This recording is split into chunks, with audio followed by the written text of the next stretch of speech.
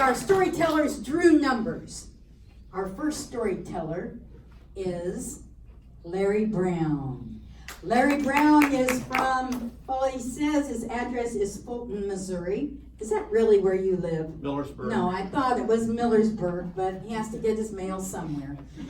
And so let's welcome Larry Brown.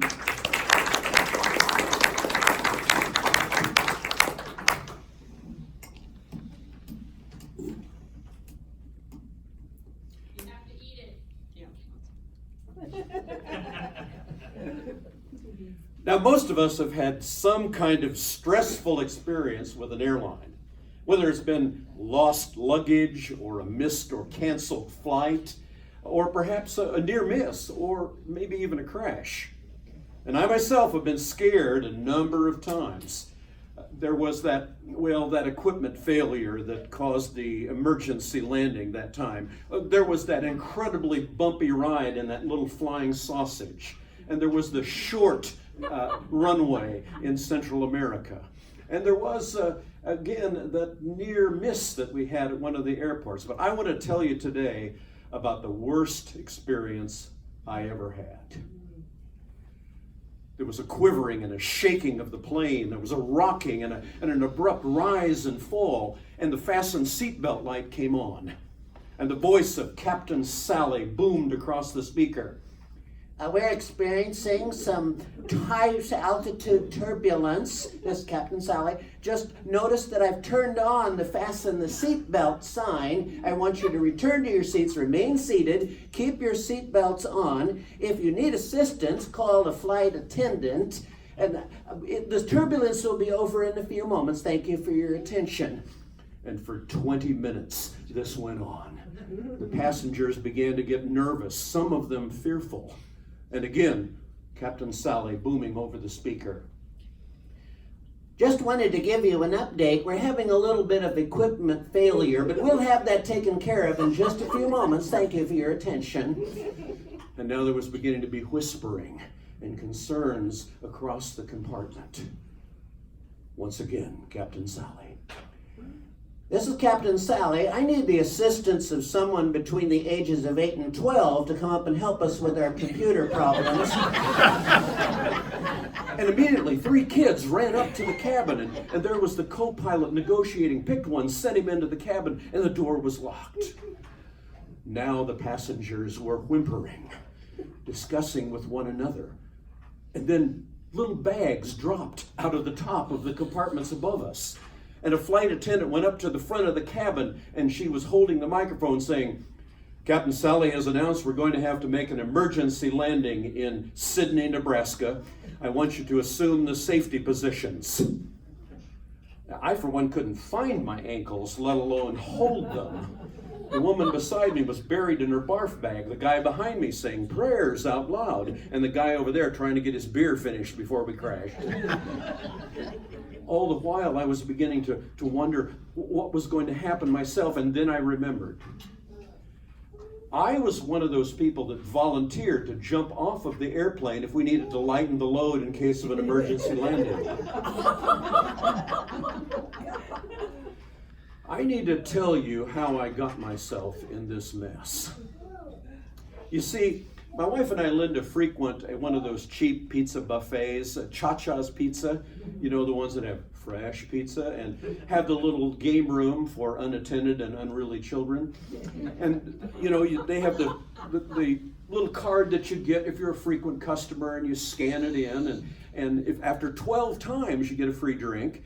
And well, that time we showed up, they were offering a special discount coupon on an economy airline. And I had my 12 visits, and so I took advantage and got the coupon. The airline was brand new. It was offering direct flights from St. Louis to Great Falls, Montana, and Wichita Falls, Texas, and Salt Lake City, and New York City, and I was going to be making a flight to Manhattan in the fall, so I took advantage and got the discount coupon. Got home and went on their website, and oh, that was wonderful, exploring all the new technological developments and advantage that they had. And the flight was called PMS Airlines. It was pretty much South Airlines. And and they had direct flights that featured Cha-Cha's Pizza Buffet on the plane. I thought, oh, this is great. And so I did the booking process. And of course, my coupon was good for one direct flight. And they were offering direct flights. Of course, the direct flight from St. Louis to New York City went through Salt Lake City. The fine print said it was 2 direct flights. So I booked myself, and then my coupon was only good for one-way flights, so I booked my direct flight one way to Salt Lake City, then Salt Lake City one way. And you understand the process, but it was great. And then about 24 hours before my flight, I got the email from PMS Airlines explaining the things about luggage and the new developments of the airline. And they of course told me that any luggage that was overweight would be put on the next available flight at no charge. And the luggage allowable was determined by the height and weight of the passenger. You see, the smaller the square footage of the person, then the greater the square footage of storage that would be available. And also, of course, there was the border crossing thing. If any borders were crossing the flight, if you were legal, you got a green tag, and if you were illegal or suspicious, then you got a red tag. And of course, then there was the seat assignment. Seats were going to be assigned based on the butt and shoulder size of the person. So they had different no one size seat fits all anymore. And smaller people then would be put under the luggage compartment, and larger people would be put out toward the aisle. And that all would be assigned when you checked in at the gate. All of these new improvements, of course, were going to be on the plane. The pizza buffet, of course. And they had a dome compartment for aerial viewing. And also, there would be offered the opportunity to do skydiving 30 minutes before you arrived at the airport. Well, the day came, and I already got my boarding pass online and arrived and got to the airport, and of course looked for the terminal I would be in. I was assigned to Terminal L, so I went to L. And all the gates of L were lined up there. I got L13. And going through security was, I had a couple of surprises. Even though I had my TSA priority status, I still had to remove my left shoe and my belt buckle, which was over 4 inches. And then when I went through x-ray, they found out I had more than 3.5 fluid ounces in my bladder. So I had to go over and relieve that in a little chamber, but got through security after that just fine. Went then down to the gate, and that process was great. They measured us, height, weight, and all that, determined our legality and all that. But then we lined up by height and went into the airplane and took our places. And the plane seemed reconditioned, refurbished. I could tell it was a used airplane, but it was looking nice. And the flight attendants were courteous. They all assured us that each one of them were pharmaceutical assistants, and that was good. We took our places there, and then the flight attendant gave up and gave the instructions, how to do your seatbelt, and a few other additional things that she needed to fill us in on. This was a solar battery propelled airplane. And so in case of an overcast situation, the footrests were designed to be pumped so you could get the battery up. And at time of the emergency, the captain would let us know which rows had to do the pumping.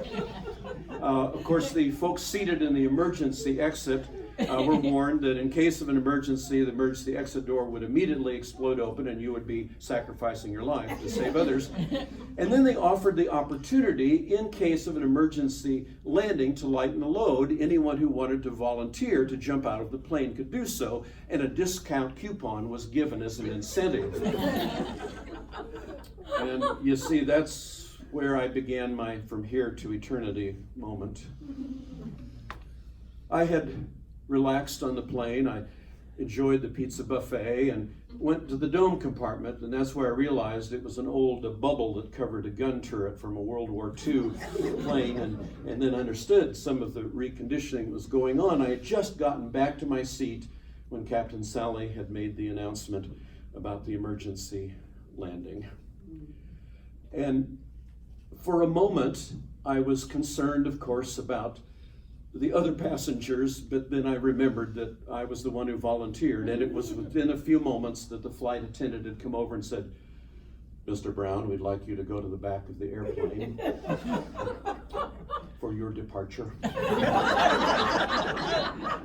And I got up and went back with two other older men and an older woman, but I knew, of course, they had the parachutes for those who were going to do the skydiving. Of course, those folks had already left. And there we were at the back of the plane, and flight attendant Bob was there, and with the rush of the wind as the open door, I could only try to imagine Captain Sally with her 10-year-old assistant trying to get the plane under control, and I barely heard Bob's words to me when he said, "Good news, Mr. Brown.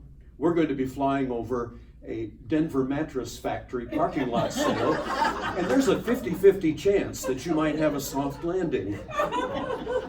Well, I thanked Bob for the pizza, and he gave us a gentle shove. Now, as you can see, I survived. And so did the other three jumpers, and all of the passengers on PMS 007. And we were able to hitch a ride back to the terminal at Sidney, Nebraska, and we had a discussion about why they call airport facilities terminals. And when we got there to the carousel, all of the other passengers were rejoicing. I originally had in my mind the bronze plaque of memorial, but now here they were thanking me and the others for our saving the airplane. And I really only have one complaint. I don't know what happened to my luggage. I got there, the carousel was not there. All that I had was my luggage tag that came in on the carousel. Of course, I went to the Lost and Found, and they made me fill out all that paperwork, and I had to be interviewed. Did you have a bag? Did someone else pack your bag? Did you give your bag to a stranger? And I said, I just risked my life to save all of the other passengers. I just want my luggage back. Well, I know some of you are having difficulty believing this story. So just to prove to you, I brought my favorite luggage tag. So, let me tell you, if that's the way PMS is going to handle luggage, I'm not flying with them again.